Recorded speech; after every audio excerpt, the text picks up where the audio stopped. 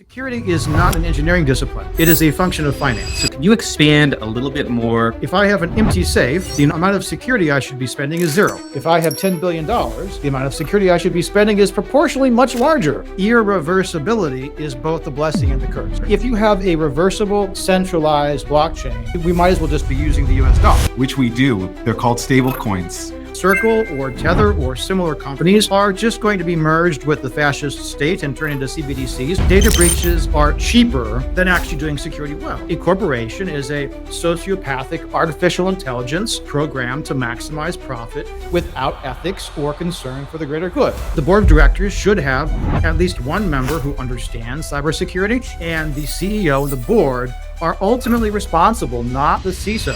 So you're saying that 80% of the CISOs in major companies in the United States are being told what to do or directed by lawyers? Absolutely, 1000%.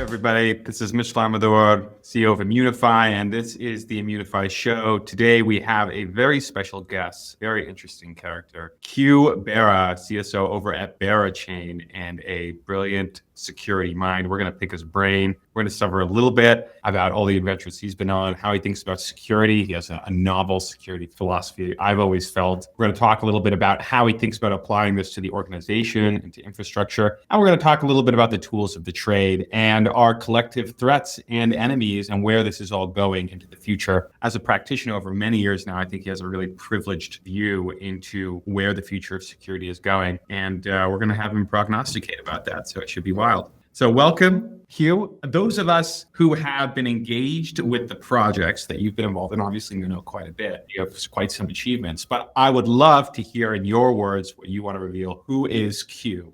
Well, thanks for having me on, Mitch. Interesting character. I feel like that's a bit of an underhanded compliment and possibly deserved also. So my name is J.M. Porup. I was previously CISO at Ava Labs. Before that, I was at Parity working in the Polkadot ecosystem, and I've been at Berachain for about a year. Look, you know, I come out of a multi-decade Web 2 background, and I've been in Web 3 security for about 5 years. And I think the two big things that are really major blind spots for what you and I do are, first, Web 2 security. I think that, you know, over the last 5 years, people have really come to understand the importance of smart contract audits, for instance, and just in general, the vulnerability of on-chain production assets, but neglected all of, you know, the Web 2 components, the security of laptops, cloud infrastructure, CI/CD pipelines, all of the boring off-chain stuff that Web3 surfs on top of. That stuff doesn't get abstracted away. It's still there and still vulnerable. Like I think of the Bybit hack in February, you know, Gnosis Safe spent tons of money on smart contract audits. So they went after endpoint devices and CI/CD pipelines instead. And North Korea stole more than $1 billion, right? And I think the other big blind spot I see is not understanding security in the context of business. Security is not an engineering discipline. It is a function of finance. Security is a function of finance. The amount of money and time you spend on security should be proportionate to the things secured.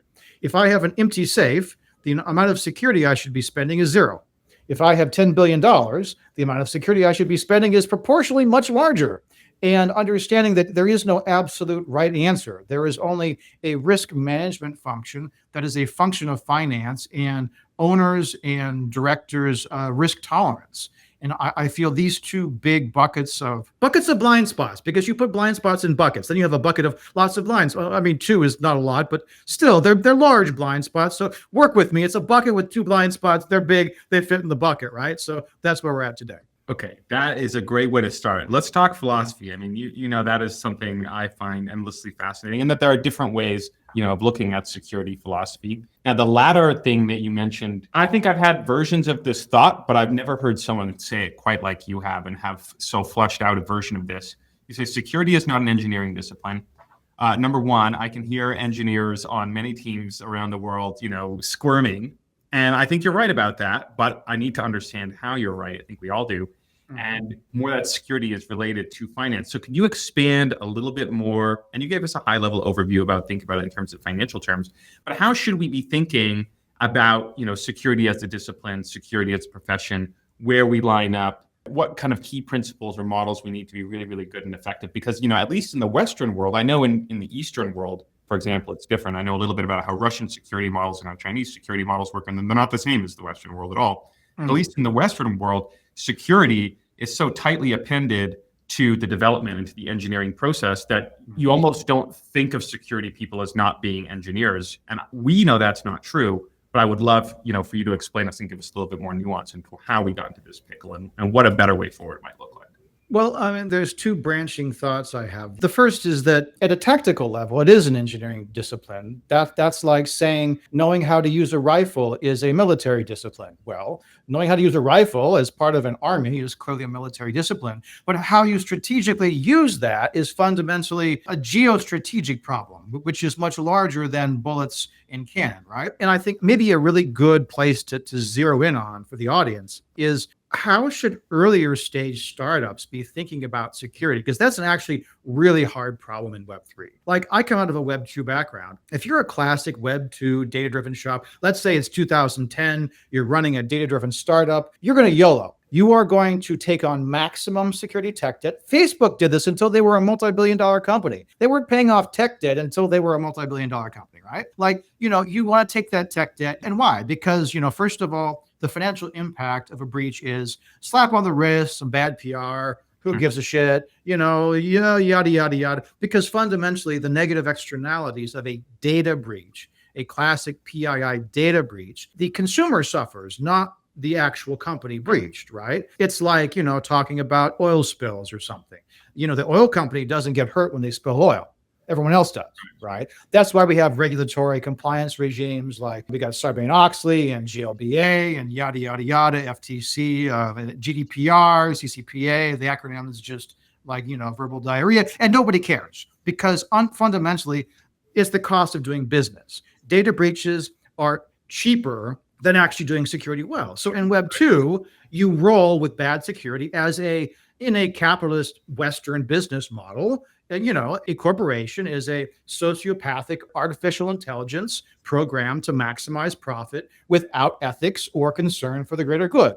That is what a corporation is. And so it is good business to have bad security because the cost of bad security is cheaper than doing it well. But Web3 is totally, you get excited, you lose your earbuds. This is an exciting topic to all of us. I think everybody here will have strong opinions about it. Please. But here's the thing. Web3 tried to do the same thing. Like, I've been at Web3 for 5 years, and I saw companies trying to do this. They're like, we need a checkbox smart contract security audit for $15,000. Some 12-year-old, and did something, and there's a report that says like one informational. Our VCs are happy. Let's roll to prod. They hockey stick up, and they get wrecked by North Korea in 2 days. Bankrupt. Like, what happened? What happened? Well, the problem is that if you're a zero valuation startup and you need to front load $500,000 of security before you go to prod, that is a difficult business decision because you don't have $500 million, right? So you can't take an incremental approach because if you're not successful, well, you're going to fail. But if you are successful, you're going to fail. Sure. So how do you thread that needle, right? And I think this is a real practical application of the philosophical point that we're discussing now. Like, there is no absolute security because there's not infinite money. If there were infinite money, we would all be spending $10 million a year before we launched our startup to prod. And that's just not the way the world works. Sure. So one interesting thought there, and I won't, pursue this one too much. I think it'll come out naturally, but like there's this conception that I think a lot of my blue team colleagues have about thinking of security systems kind of as a castle type of structure where you're just trying to cover all the exits that you can possibly have. I think this is probably more advanced than what we do in crypto, whereas you've noted things are more constrained, I would say, to the code development lifecycle for on-chain assets. And as you noted with the Bybit hack, like we've hit the limits of that approach working at this point. We now have reasonably secure smart contracts.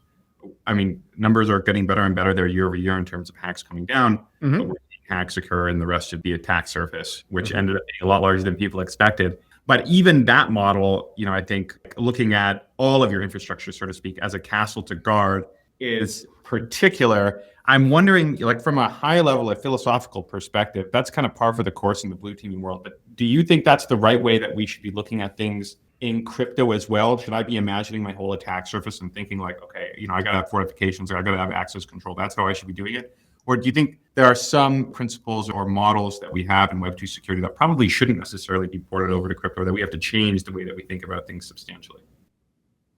Look, I think the fundamental difference is the threat model is so much more severe. I have lots of colleagues in industry in Fortune 500 companies who are CISOs working for general counsels. With a few exceptions, I don't want to paint with too broad a brush, but 80 to 90% of security programs in the Fortune 500 are driven by the general counsel. They're driven by the general. Let me clarify that for everybody. So you're saying that 80% of the CISOs in major companies in the United States are being told what to do or directed by lawyers? Absolutely. 1,000%. And why is that? It's because the financial impact of any security incident goes through the legal and regulatory system. Sure. Security risk becomes a function of legal and regulatory risk, because that's where any financial loss to a for-profit company is going to come from, right? Now, with crypto, even things like hacking Swift. I like to bring up the great Bangladesh Swift heist of 2016, 2015, correct me. And I believe that was North Korea, right? Yes, North Korea hacked Bangladesh, but most of it failed because Swift is a reversible bank-to-bank protocol. It's not a decentralized protocol. They stole a little bit, but they got caught, and some of the funds got reversed. By a little bit, don't you mean like $1 billion? No, it was less than $1 billion. It was a couple $100 million, I think. I'm not going to die on that hill. My memory could fail me, but I want to contrast that to what happened in Brazil 3-4 months ago, where a vendor to a vendor of the Bank of Brazil got hacked. Hundreds of millions of dollars got stolen, and it was immediately sent to crypto exchanges in South America and immediately went on chain. Oh my God. And now it's irreversible. Yeah. You speak Portuguese. You might like to do some original research on the Brazilian periodicals, but the bottom line is, if I'm self-custodying $1 billion of fungible, non-reversible digital cash, and somebody steals the private keys, now my financial impact is $1 billion. I mean, I'm not getting the money back. There is no recourse, and you're not going to regulatory fine me. Okay, you're going to fine me $50,000 every time somebody steals $1 billion from me. Wow, I feel super motivated. There is no way to have a regulatory regime that incentivizes you to prevent loss more than the actual loss that you're going to incur. So it changes the entire security paradigm between cover your ass security so the lawyers are happy to don't let your pile of gold coins get stolen by dragons, because dragons don't give back their gold coin. Sure. That's an interesting thought. And there's some implications that follow there, right? When we think about how Web3 security in general has tracked a lot of Web2 stuff more than I was expecting. Mm-hmm. But this particular pattern will mean, politically speaking, we're not going to be reporting to the lawyers. The lawyers are going to be reporting to us. Yeah. Well, we can talk about MICA, and we can talk about all sorts of we still have to obey the law. A fine when you're going to lose $1 billion, right? That's the comparison. Are you going to get fined 10 or 50 million? If you're a for-profit business, you're going to optimize not only for profit, but also for not incurring financial loss, like loss prevention. Like fundamentally, I am in the loss prevention business. I am the same as the rent-a-cop in a bad-fitting blue polyester jacket walking the floor at Macy's to prevent shoplifters. It's the same job function. I get paid a lot more. The job's a lot more interesting and difficult, but it's as a function of finance, as a function of business, loss prevention is the exact same job function, just played to a much higher level of difficulty. Sure. Okay. I agree with you 100%. I don't know if I will ever, maybe I should do that. Next time someone asks me what I do, I'll say I'm a glorified rent-a-cop. I don't think, a way of keeping my discretion. And people are like, only if you really want to know. That's a funny thought. Let me go back to one of those issues, because you mentioned this Brazilian bank heist, which I'll totally check out later. That sounds like an absolutely fascinating story of dependency risk gone totally wrong. But you mentioned that these are irreversible systems. And of course, that is mostly true. But what we've seen over the last year is proliferation of increasingly reversible systems, or systems that are kind of combination permissionless and permission chains. I think we can give a few examples for that. I certainly can. And then we had some live permissionless chains like Swede that ended up doing a freezing of funds and effectively a reversion of transactions. And you've now been in a position to see the trade-offs of this approach a few times over, right? Now Berra, before Avalanche, previous to that, Perry, like you have been in the right places in order to have opinions about these matters. I know there's no right answer per se. It's always contextual. But, we are now in a world where you can have more finely nuanced opinions than you could say 10 years ago.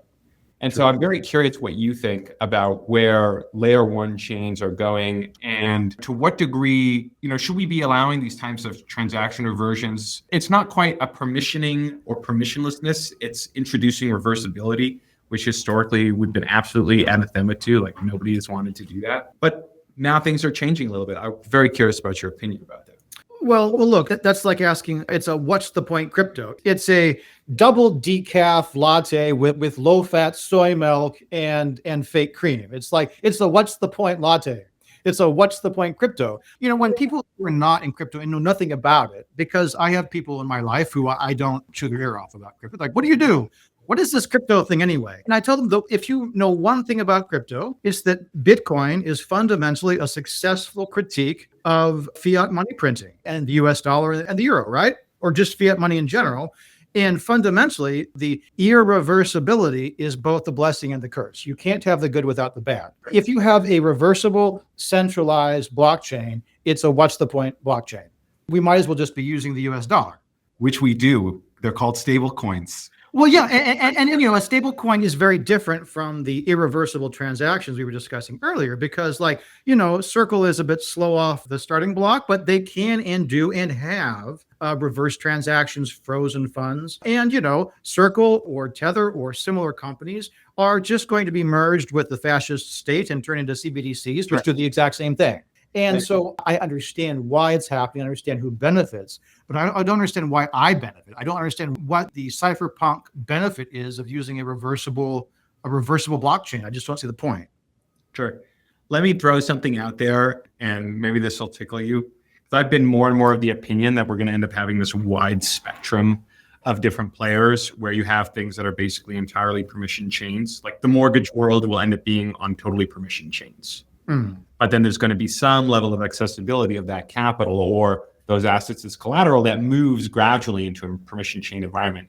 And you can't do one or another if you want to maximize the aggregation of financial assets into the public chain world, so to speak, into one massive global internet financial market. And in that world, you do need, some trade-offs on reversibility because some players cannot do business without that for sometimes commercial reasons, but also for political reasons. Like you see, I think, by the way, that stable coins will go broadly in that direction. Like unless we find some way to disentangle from the US dollar, which doesn't look like it's going to be happening anytime soon, then they're going to be pulled more and more into the state umbrella.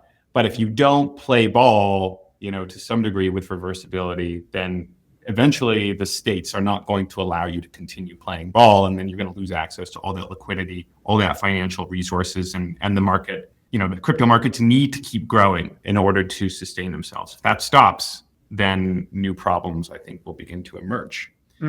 So that's just a thought. It's a minor thought, but I think I want to touch base with you on that question in 6 to 12 months. And I want to see how your thinking develops there, because I think you have a unique vantage point, effectively running security for an L1. You have a better opinion than almost everybody. Well, look, to narrow in on the security aspects of what you just said, and it is an emerging space. I don't have a crystal ball. Maybe it will emerge, as you say, but I think the security problem changes dramatically when you have a reversible L1, right? If you have reversible Bitcoin, then the way you think about your threat model, the way you think about securing your Bitcoin becomes very different because now you have a arbiter of last resort. You can say, that was a bad deal, or they stole my money, or whatever, make them give it back. And then you have someone able to give it back. Now that changes. Now the criticality of compromise becomes so much lower because there is yet another fail-safe after theft occurs. Whereas if someone steals your Bitcoin, you just lost your Bitcoin. So sorry, right? Sure, I agree. God willing that Bitcoin itself will never fall prey to this particular influence, but I'm not sure our stables will survive in the same way. Oh, they will not. But I think that's the opposite. It's a spectrum, correct? But stables are the absolute opposite right. of that spectrum, right? Right. That's certainly my thought. And every asset that is likely to depend on government fiat. So like any mortgage, any derivative, all these assets where they depend on some future compliance that might need to be enforced in the real world is ultimately going to have to fall back to state power in some sense. Otherwise, they kind of lose their being, unless it's like a natively on-chain financial asset, like a CDP or a lending asset of some kind where enforcement is direct on-chain. You inevitably have to kind of begin to fall into the gravitational orbit of the local legal system in the state because they're the ones who provide the enforceability. But I digress. Doesn't matter. This is definitely something we should continue to pick up because we're gonna see how the market responds to that, and we're also gonna see how that changes. And all these institutions that are coming in, right? Your Western Unions, your Tempos and Stripes, your Canton Networks and their bajillion American banking customers, like all of them are going to have opinions, and their opinions are going to be backed up by billions of dollars that they're going to gate. And they're going to say, hey, look, we've got billions of dollars in liquidity. We can flow where we want, and we're going to gate this liquidity behind our terms and conditions and what we dictate our liquidity is allowed to flow into. And so, our whole industry is going to be going through this massive, what's the term for like a sacred test, like a temptation? A crucible? A crucible of sorts. Yeah. A crucible. Well, like I'm thinking like the temptation of Jesus by the devil in the desert, right? Where he's saying, hey, look, I've got these billions of dollars in liquidity and it could flow to your chain and it could flow to your protocol, but only if you do it the way I want you to. I think that the whole industry is going to face that challenge very imminently. I'm reminded of the late Robin Williams interview on a late night news show where he was making fun of the great financial crisis, like, I just need another $5 billion of liquidity, like, Tuesday. Oh. I feel like I could just look behind yesterday, look at some DeFi projects and be like, we're right here. Nothing has changed. We're living the same experiences. We don't use Coke anymore. We have other things, but otherwise it's mostly the same. History does not repeat, but it does rhyme. Right. Oh, hey, we're on the security side. We have a different role to play. We'll let other people get tempted accordingly. We just want to keep everybody safe. Speaking of which, I have an interesting question for you. And this is exactly about, your job stewarding funds. You have had the unenviable task of effectively being responsible for billions of dollars at a time. And not just once, but several times now. And I'm very curious as a leader, and I hope that a lot of people listening here are going to be inspired to go this path and become security leaders in turn and figure out how to keep the world more broadly safe. But how do you deal with the pressure of that responsibility? Because that's a lot. You're the smallest of people who ever have to deal with that problem. Yeah, no, that's a real thing. And I would say initially I dealt with it very poorly. I would say that, with time, you learn to deal with it. And it's like when they talk about, Napoleonic veterans who got used to the cannons, right? It's like you're so used to gunshot, you're like, yeah, it's raining. Anyway, you were saying, and I would say the first couple of years, it was very stressful because I was like, people are going to hold me responsible. And if things outside of my control happen, I'm still going to be hung out to dry. Right. Which is like the least fun part of the CISO job. And I think, apart from just building scar tissue for one, like emotional and spiritual scar tissue, but I also think that the way you survive that, and not just in crypto, but the CISO role in general, is by understanding and communicating that it's a risk management job. It's not a risk elimination job. It's like the CISO role and the general counsel role are not that different. If you zoom out to a corporate governance perspective, they are not so different. That is to say, I offer what I hope is good counsel to my employers, to my owners and executives. And I execute to meet their risk tolerance within the budget that they agree is appropriate. But I don't promise that nothing bad will ever happen because it is not within my power to make that promise. It is not within the power of anyone to make that promise. And the reason this is concerning is because even, outside of crypto, before crypto, scapegoating CISOs has been a thing for almost 2 decades now. I wanted to ask you about that. Can you inform, I don't think most people in our community really understand this still. Like how ugly, how bad is the scapegoating problem? Put it in numbers. people. No, it's gotten a lot better, but this is kind of ancient history for the 25-year-olds in the industry, because this was happening 15 years ago, even as long as 20 years ago. The CISO role was kind of invented in the late 90s and really sort of took off in the early 2000s. And the problem is, again, these 80 to 90% Fortune 500 companies, they want bad security because it's cheaper. But they have to have a CISO so they can pretend to do security. So they would hire good security people, like people well respected in the industry, give them no money, give them no staff, give them no funds, wait for the bad thing to happen. Then they would, cut their head off, fire the CISO, scapegoat. Hey, Wall Street price go up now, number go up now, right? It got so bad. I knew people I respected who refused to take CISO roles because there was just like, I am not put on this earth to be some idiot manager scapegoat. That is not why I do security, right? Now, I think that over the last 10 years in particular, that problem has gotten much, much better. And I think SEC guidelines over the last few years have made this clear. Sure. Fundamentally, the responsibility for cybersecurity and risk management more broadly belongs to the board of directors. A properly constituted, publicly traded company with a board of directors, the board owns all risk. I'll repeat that. The board owns all risk. That means the responsibility belongs to the board. The board approves budget. The board audits. The board investigates. That is what a properly constituted board of directors does. And the SEC guidelines are very clear on this.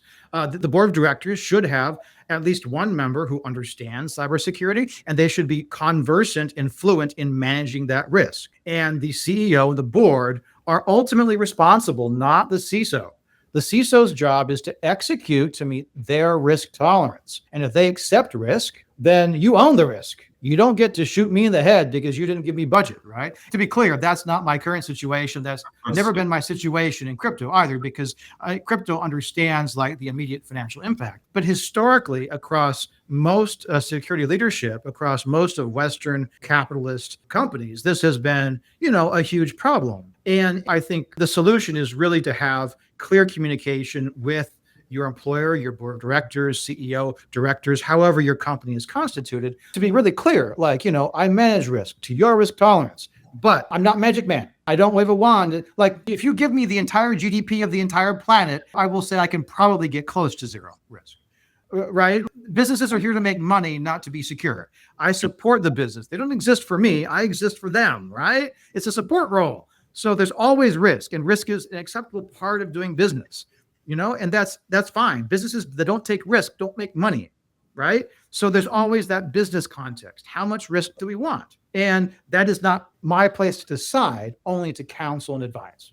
I'd never heard of that SEC thing. As far as I understand, especially more on the European side, and it makes so much sense the way you describe it as the board taking responsibility. But I still know security leaders here in Europe who are expecting, some, maybe not liability exactly, although there's certainly the fears of liability accruing to them in some way, shape, or form, but they certainly feel like they're responsible for that risk, and that still drops to them. So it's really interesting to hear you say that. And on the crypto side, I think we are better. Like, generally, people understand the security risks are much more compelling here, and we don't do legal scapegoating in the same way. But I will note, on the flip side, the fear is so prevalent that even if people understand, they're understanding that there are inherent risks to the industry that are unavoidable, right? If you're going to launch a DeFi application, then North Koreans are looking at your stuff and they're going to be trying to steal your money. Even despite this, it seems it's very common that people kind of lose their jobs in the aftermath just from a fear perspective. Can we do better? And I think that's been getting better recently, now that people are understanding that breaches or equivalents are likely. Like, in my experience, some kind of a hack is inevitable across the vast majority of projects. The question is, how are they going to respond to that, not whether those hacks are going to happen. But I've still seen a little bit of that, kind of the head gets chopped off post-hack. I tell people you're boxing blindfolded against Mike Tyson. Is that how you describe the threat? Yeah, you are boxing blindfolded against Mike Tyson. You don't know when you're going to get hit. You don't know how hard you're going to get hit, but it's Mike Tyson, so he's probably going to try to take your head off. The only question is, can you stay on your feet after and not go down for the count? Sure. I think that's a mature worldview and something we should probably impart much more widely to communicate the idea. Okay, I got a few other interesting questions. I got a spicy one on controversy, but I'm going to save that one for later. No. Cut the controversy now. Controversy now. I'm going to give you a different controversy now.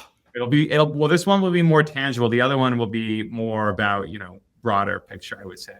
Not that we haven't been keeping the high level overview, but you also have the advantage of being a practitioner. You are securing your systems actively, both for particular L1s and then projects helping secure them on top. So you have a not fully comprehensive, but better than like 99% of operators, I would say, into what is the current state of security and what are the trade-offs in different products and how they work and what you like for different applications.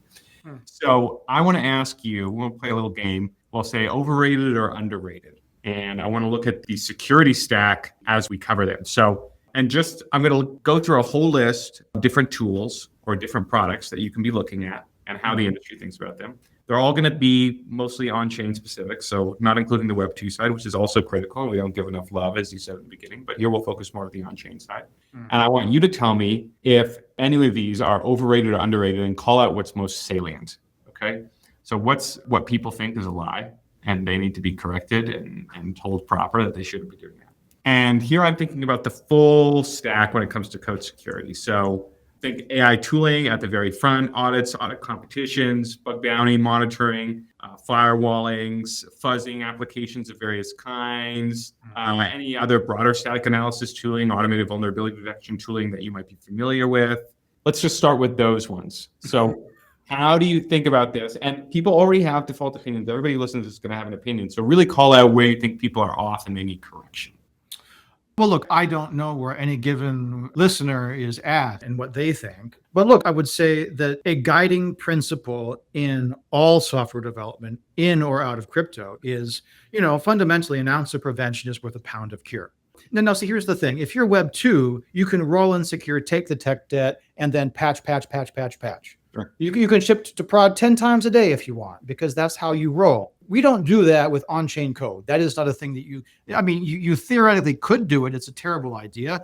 And ultimately, the North Star is truly immutable smart contracts. You can do proxy patterns, but really you'd rather avoid upgrading. You'd rather just leave it there forever. That's the holy grail we look for, which means that we have to front load prevention so much more, the old shift left. It's kind of, people have accused it of being a meme or a buzzword, but there's enough truth in the meme that it's worth repeating it again. I want to do security as early in the SDLC as possible. Why? Because security is a function of finance and it's cheaper with both money and time. I spend less money and less time doing security as early as possible. If I do security at design phase, with a 15-minute conversation, I've achieved the same result as waiting for 6 months of development effort. It lands on my plate or an auditor's plate. They say, design shit, the architecture is complete garbage, go back and do it again.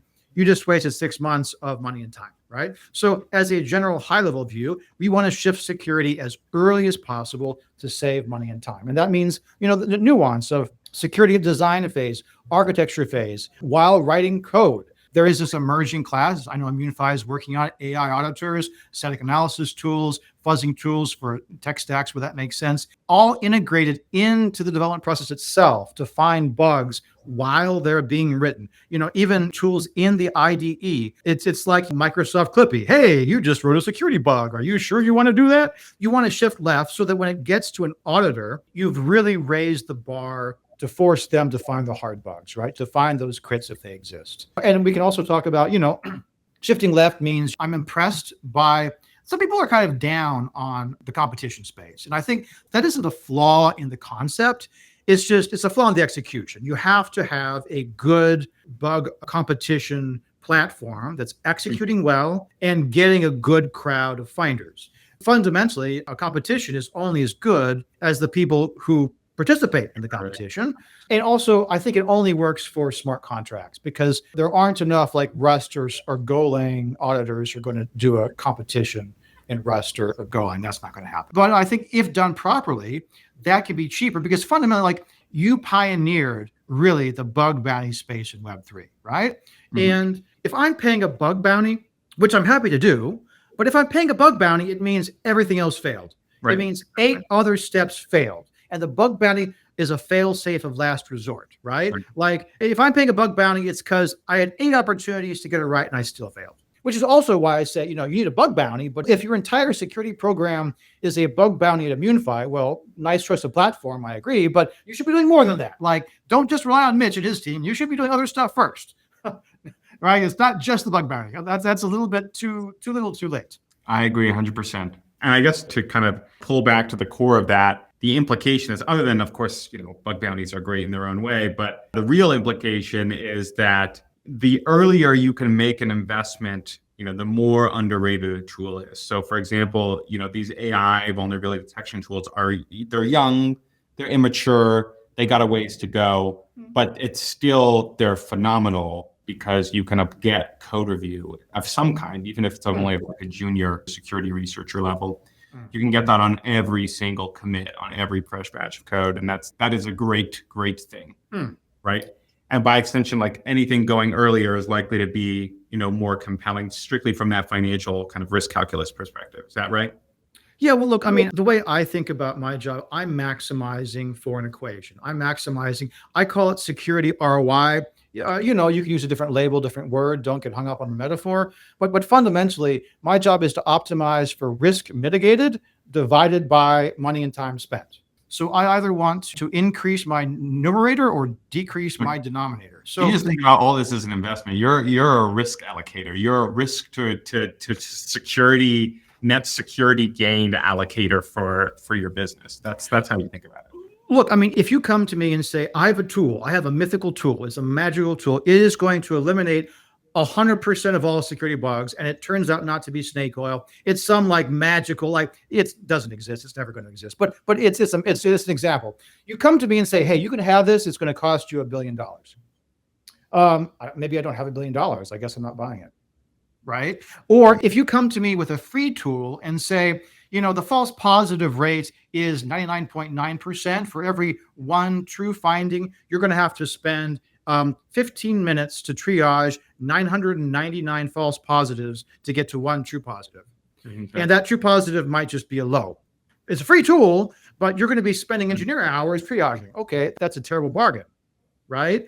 I want to see risk mitigated divided by the actual time and money spent. So, I mean, that's what I'm optimizing for. So It's not just, does it work? Many things work. Is there a value in purchasing the tool as part of the financial calculus of the business I support and defend?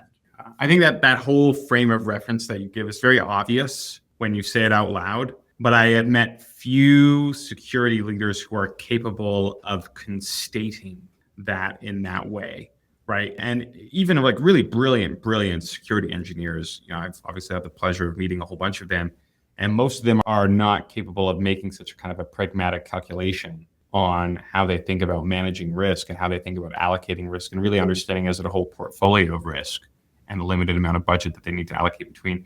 And to be fair, that sounds so much less sexy compared to what a lot of these guys signed up for or what they imagine their work to be doing. But that is a very effective mental model, I feel, in how to think about our jobs and how to really do them well. Well, look, you write about that? You should write about that. I have. And you can subscribe to my Substack. I do your stuff. I never saw a piece on this particular thing, though. I could drop a link for the show notes, but it's ninja.cyber.ninja. 4 cybers, because that's more than 3, and that's fun. But no, look, I mean, fundamentally, the CISO is a business executive. If you're a star Immunefi bug finder pulling down $1 million a year, keep doing that. You're obviously good at it. You don't need to be business savvy to find criticals. If you're finding criticals, you've already got a great business model. Keep doing that, right? It just happens that based on my experience and my inclinations and my talents, this just happens to be something that I like doing and happen to be reasonably good at. You know, there's plenty of security jobs that aren't CISO, and some of them are a lot more fun, I got to tell you. I think that's true, but there is also a calling, not that everybody in our industry has it, but there is a calling that many of our peers have to serve and to be helpful to their community in some way. And some of them do make that a career where they have a chance to lead and to provide protection at scale. I mean, it was certainly a motivation for me in starting Immunefi. I don't think I would have done it without having that particular calling. Well, a lot of which was not fully conscious, mind you, but it was just, something that was there for me.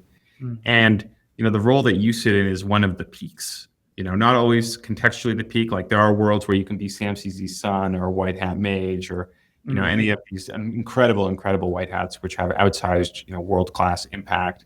And then there are places, you know, I can found a business and really make an impact there. But I think for most of us, the greatest opportunity to have leveraged impact as security professionals is going to be as a security leader of some kind. So, I mean, I agree with you, by the way. You should take the $1 million if you're finding crits. Being a CISO is much more stressful than that.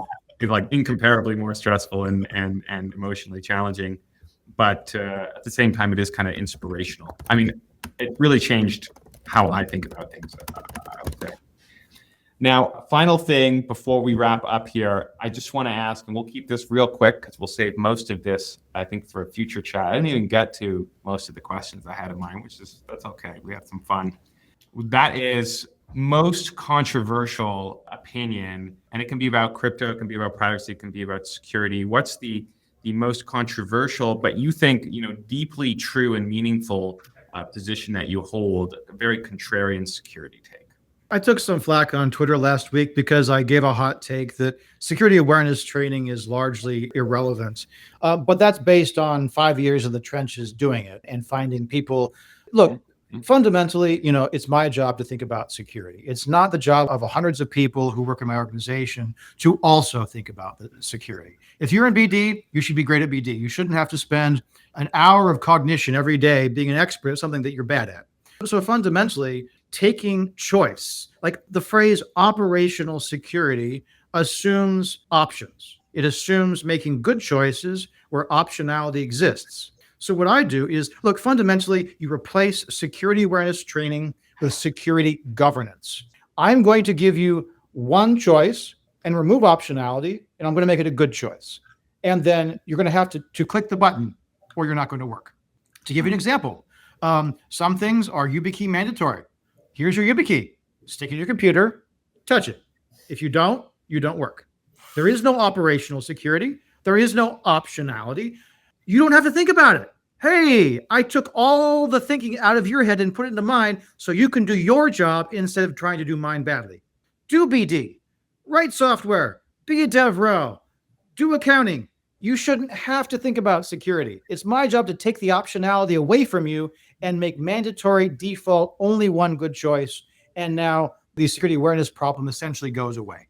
I love it. I do agree with you, but I think it took me a few years in order to get to that conclusion and much suffering along the way. And it's totally not normal. Most security leaders, I don't have that position or will ever invest into training of various kinds. I've invested into training for my own teams, and to some degree we continue to. But I think there'll be something more to unpack there, as well as a bunch of other spicy positions. But now that's probably all the time we have for today. So I want to thank you very much for joining us, Q. It's been great to have you. We covered a lot of ground. I think there's still a lot more ground to cover where we can have some fun and get into even spicier territory. And finally, last things before we wrap up today, everybody, we just launched our framework for institutional crypto security so that large organizations, institutions, DATs, and governments can understand how they need to think about securing their on-chain presence, securing their on-chain footprint, securing their on-chain assets in every kind.